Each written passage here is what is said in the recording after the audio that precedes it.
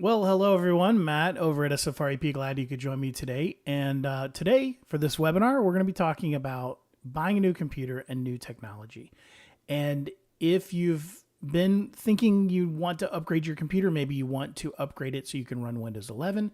Maybe you have an older computer that the battery doesn't work quite as well anymore. Maybe it's just a little too slow.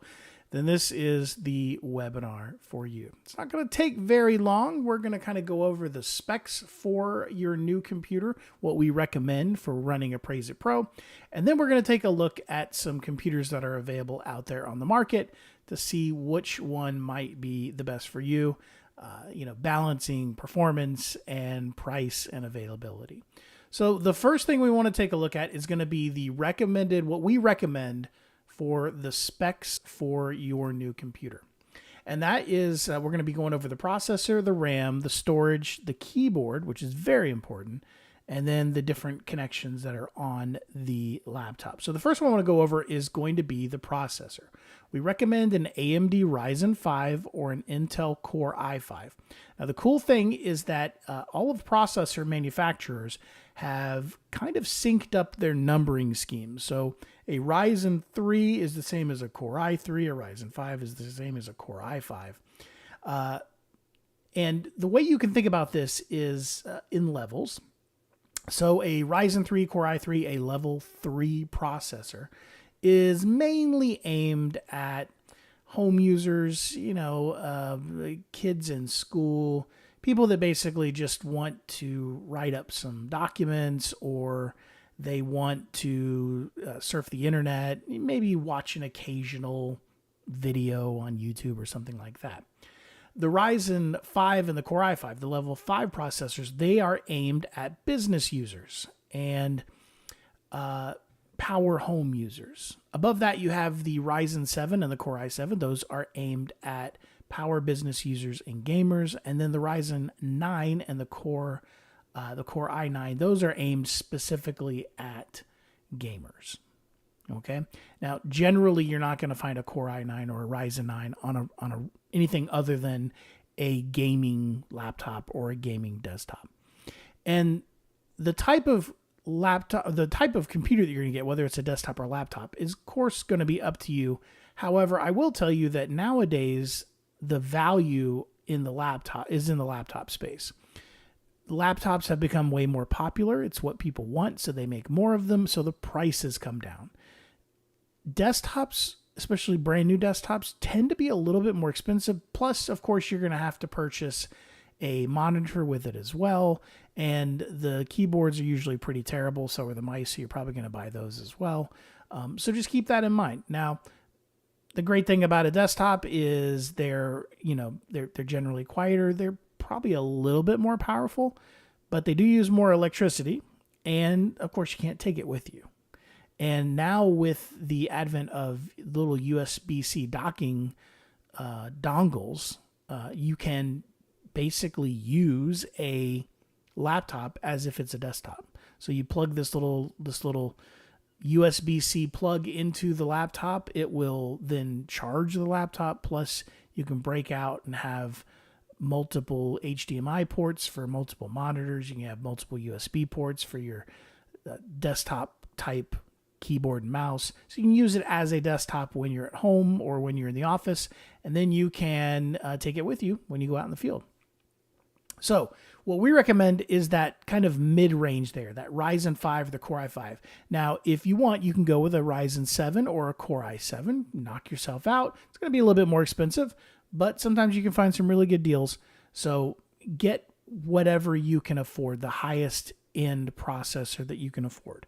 However, I will tell you that Appraise-It Pro will run just fine on a Ryzen 5 or a Core i5. It runs, as a matter of fact, my computer, my laptop for the company, my company laptop is a Ryzen 5. Works great. The main difference between the Core i5 from Intel and the AMD Ryzen 5, the Ryzen 5s tend to be slightly cheaper. They also tend to be slightly faster, which sounds weird that would be the case, but it is. And the Ryzen 5s also have way better graphics performance. The graphics processor that is built into that chip, because it's all system on chip now. So the graphics processor and the main processor and the input output, all that stuff's on one chip now. And the one that's built into the Ryzen 5, it's from AMD. It's the AMD Radeon graphics, way better than what they have on the Intel. So I generally recommend the Ryzen, but the Intel Core i5 would work just as well. RAM, in the mid-range right now, you can expect to see 8 gigs of RAM. But 16 gigs is also starting to creep in on brand new computers in the mid-range. And if you tick up to the higher range, and we'll go over, what those are in a couple of minutes, you're starting to see 16 be the norm. So RAM, we recommend 8, but if you can get 16 or more, knock yourself out, do it.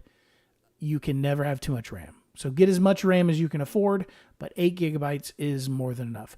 Do not cheap out and get one of these really cheap $200 computers that has 4 gigs of RAM and a processor you've never heard of.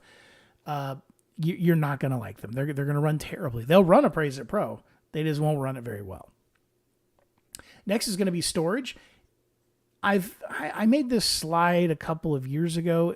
You're starting to see 512 gigabytes of solid state drive SSD storage creeping into the mid-range now, and it's definitely the norm on the higher end laptops. But 256 would be more than enough. I would say if this is going to be your desktop replacement computer, then I would go with the 512.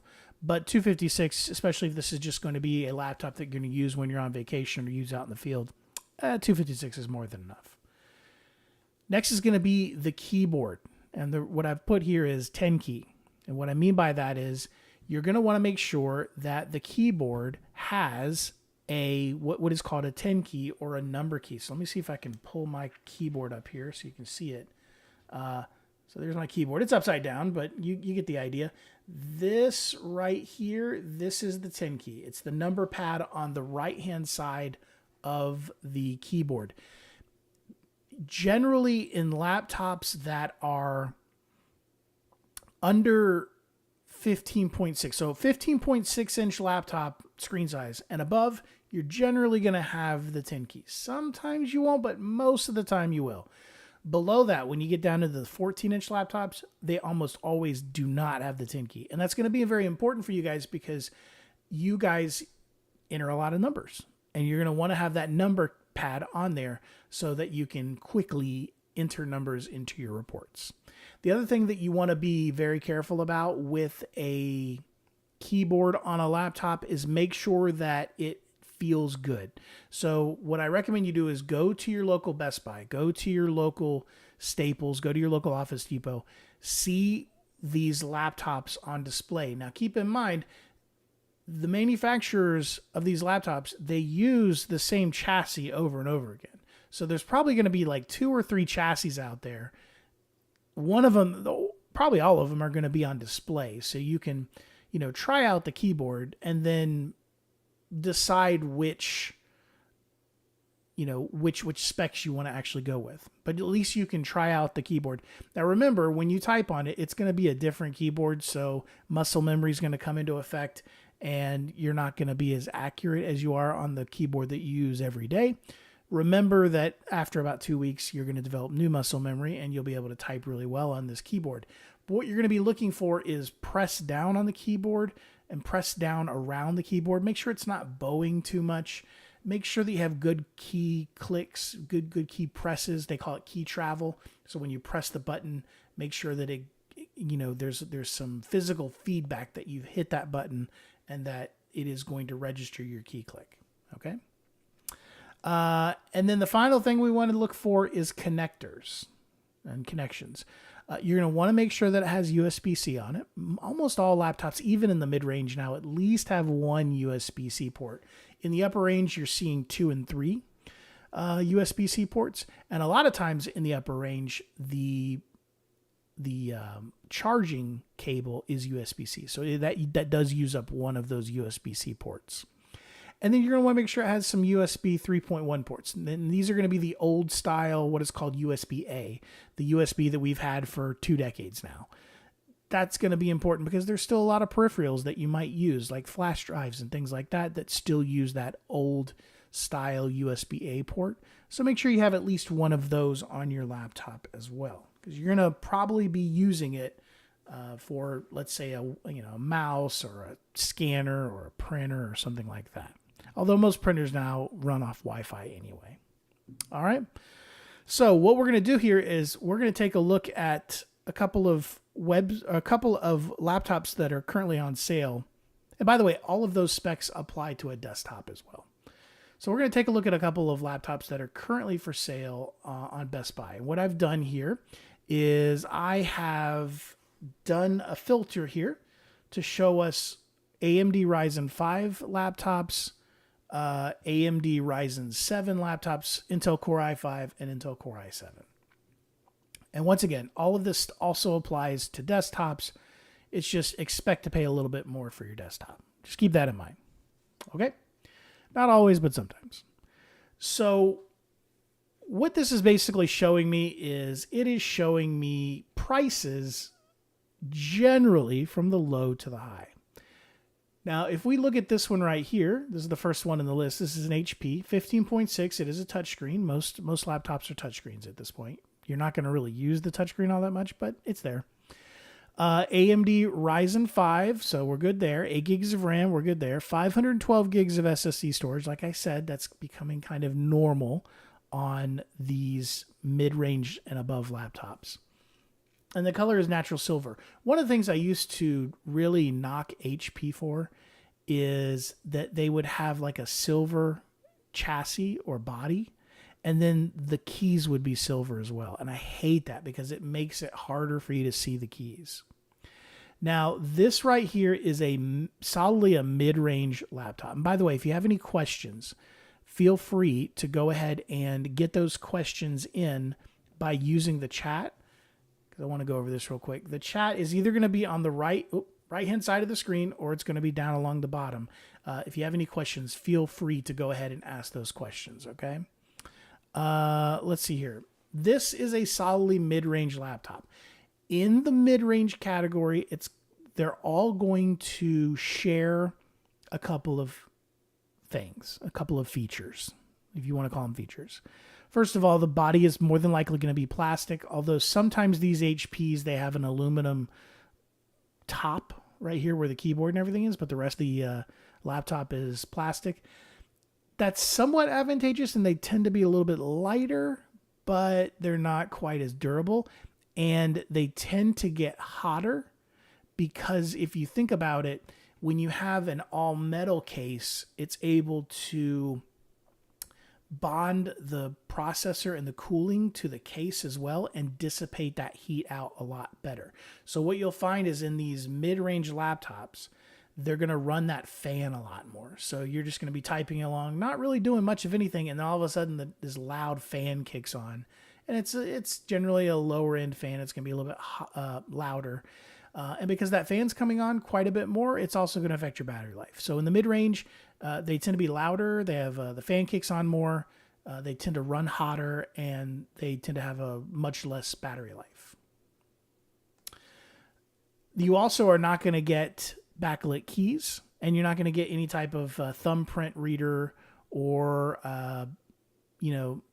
what they call it, Windows Hello. It's kind of like, what do they call it? Face ID on the Apple products.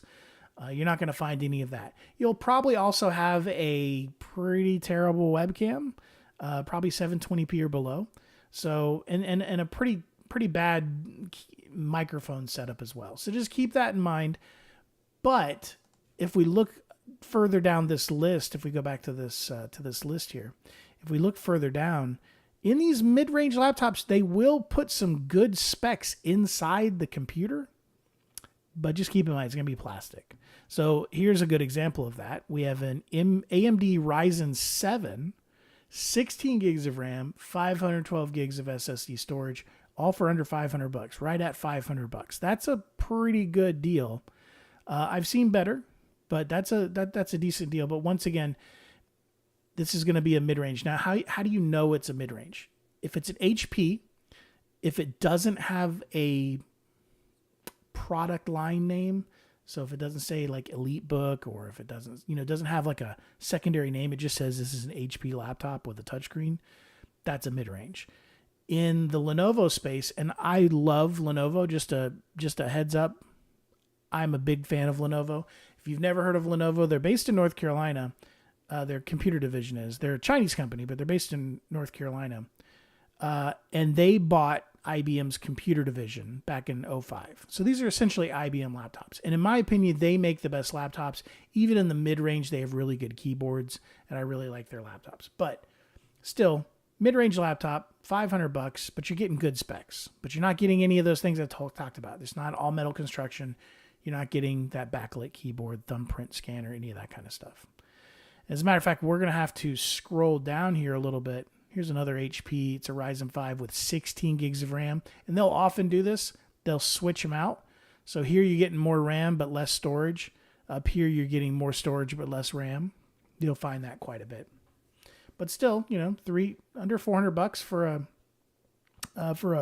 15.6 inch laptop's not bad.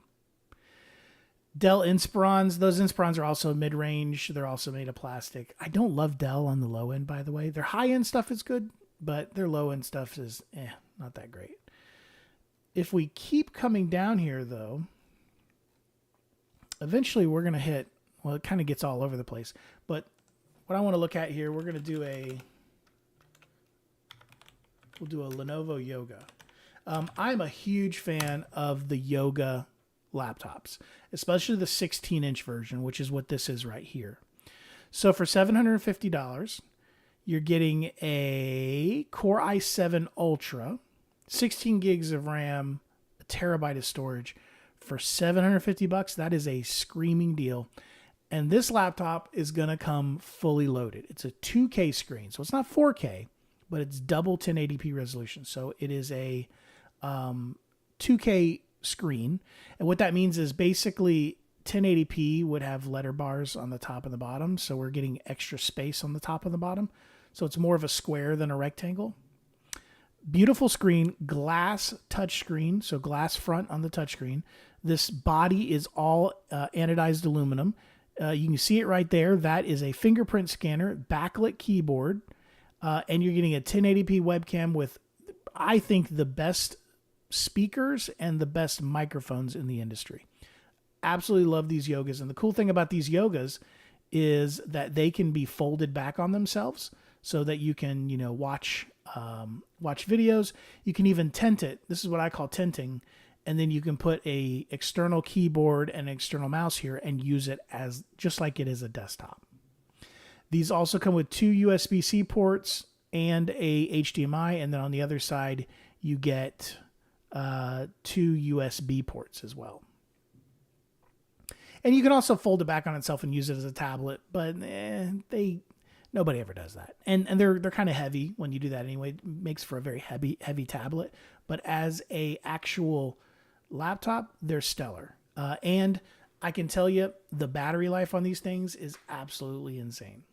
And this one's the Intel version. They also make AMD Ryzen versions of them as well. As a matter of fact, if I come down here, there's probably going to find one. There's a Core i9. That's overkill. Don't spend that for a computer. This is a 14-inch version of that same laptop. So we're the Intel Core i7 Ultra, 16 gigs of RAM, 1 terabyte of storage. It's the same laptop. It's now a 14-inch, which does make it more portable. But the laptop is going to, it's not going to have that 10 key, and it's going to have a smaller screen. And, I'm not the youngest person in the world, and I know you guys aren't either, most of you.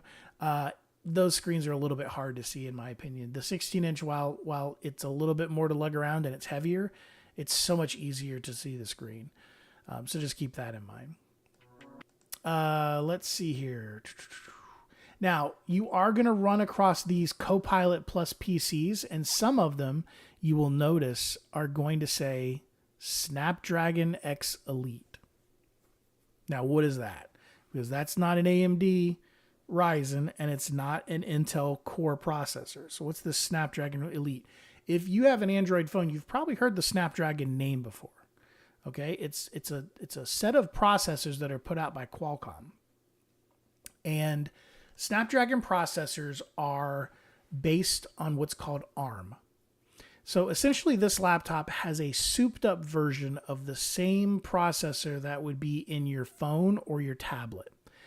And it's also kind of a version of what Apple is doing over on their end with their M-class processors, the M3, the M4. Those are also ARM-based processors. So they're souped up desktop, laptop class versions of what would be in a tablet, like an iPad or an iPhone, or in a variety of different Android phones as well. They're great, and that is the future of computing. You're already seeing it on the Apple side, and now you're seeing it crop in over here on the PC side. But beware, be aware that ARM processors, there's going to be some compatibility issues. Now, it's not with us. We're the only software package out there that is actually compiled to run natively on an ARM-based processor. So we work just fine with these Snapdragon X Elite processors. But if you have other software that you use, and anything from Microsoft, so Office is going to work on it as well. But if you have other software that you use, you may notice that it runs slower on these, and that is because Windows is having to emulate a Ryzen or a Core i processor in order to get your software to run, because it's a completely different platform of a processor. So just keep that in mind. I think in the next 5 years, most laptops are going to have these Snapdragon type ARM processors, but for right now, it's still kind of bleeding edge new technology. You're going to want to, keep that in mind when you're purchasing that particular type of laptop. But the great thing about these ARM processors, if you want to get one, you're not going to have 12 hours of battery life. You're going to be up in the 18-hour range, because one of the cool things about these ARM processors is that they are great at giving you a lot of computing power while sipping electrical power. So they're gonna run really well, and not drain your battery quite as fast. That's what they're made for. That's why they use them in phones. So, future of computing, you may want to not buy it yet, but it's coming, definitely. So you're going to find a couple of these Copilot Plus PCs. All that means is that they have the Copilot, and that's what this is right here. They have the Copilot AI built into them, and so it's built right into the Microsoft Edge browser. You can ask Copilot a question, what is the population of Austin, Texas? And then it'll tell you. Takes a second. There you go. So these things are great. You can even have them, you can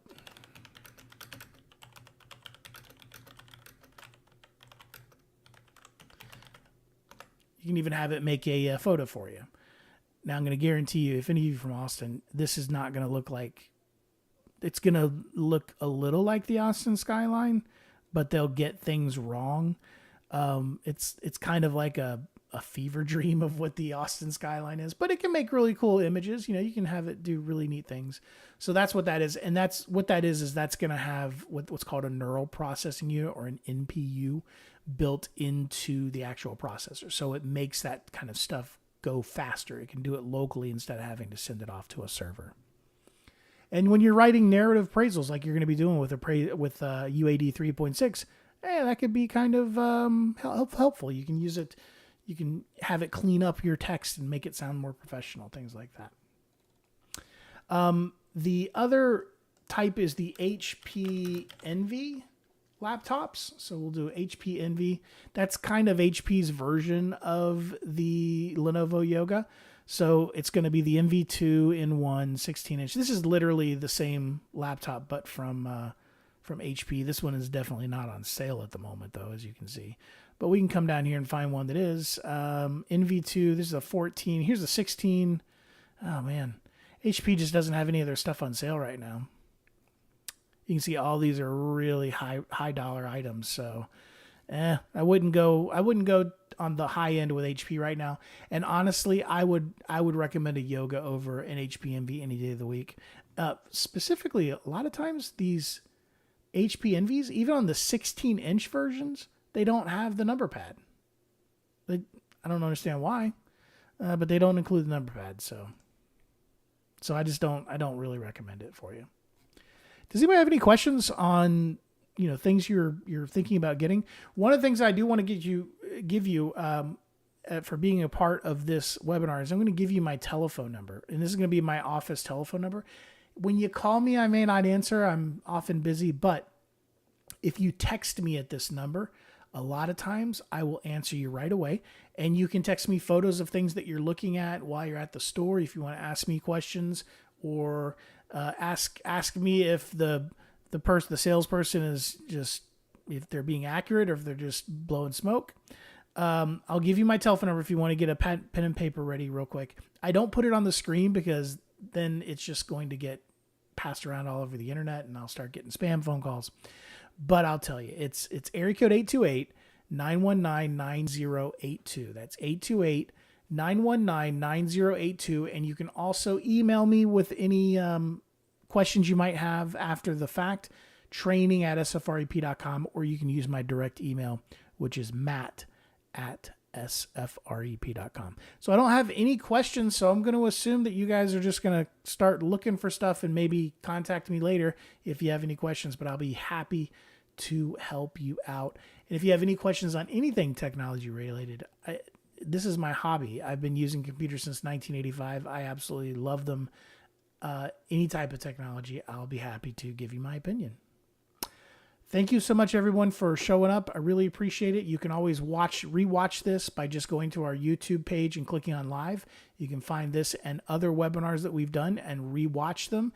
And if you have any questions on them, just like I said, feel free to email me directly, training@sfrep.com, or send me a text message, area code 828-919-9082. I hope all of you have a wonderful weekend. Thank you for taking time out of the end of your Friday to be with me on this webinar.